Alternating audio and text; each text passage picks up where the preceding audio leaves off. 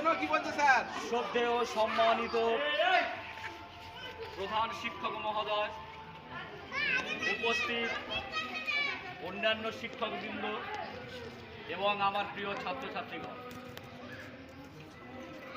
আজ ৮০তম স্বাধীনতা দিবস উপলক্ষে আমি আমার মনের মণিকোঠা থেকে সকলকে স্বাধীনতা দিবসে আন্তরিক শুভেচ্ছা, অভিনন্দন, শ্রদ্ধা ও ভালোবাসা জানিয়ে কিছু বক্তব্য রাখছি ভুল ত্রুটি মার্জনী।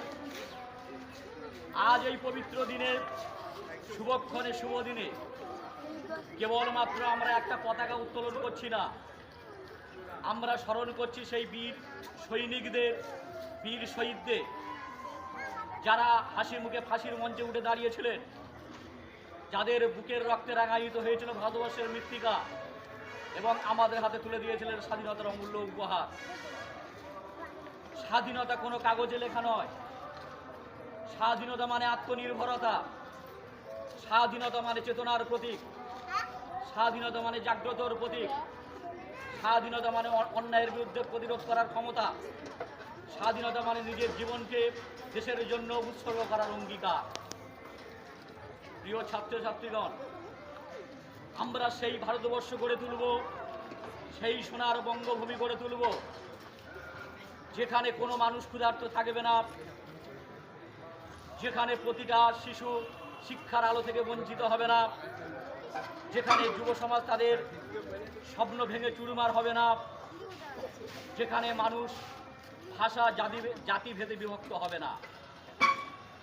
মনে রাখবে, আমাদের আসল শক্তি কিন্তু অস্ত্রের ঝঞ্ঝনানিতে নয়, অস্ত্রের গর্জনে নয়, মারামারি কাটাকাটিতে নয়, লোভে নয়, লালসায় নয়, কামনায় নয়, বাসনায় নয়, অহংকারে নয়, হিংসায় নয়। আমাদের প্রকৃত শক্তি লুকিয়ে আছে কৃষকের ঘামে, শ্রমিকের পরিশ্রমে, শিক্ষকদের কলমে এবং বীর শহীদদের আত্মত্যাগে, সর্বোপরি সকল ভারতবাসী এবং সকল ছাত্রছাত্রীর ঐক্যে। মনে রাখবে, আজকের আমরা সবাই মিলে একসাথে বলবো, আমার দেশ আমার গর্ব, আমার ভারতবর্ষ আমার অহংকার।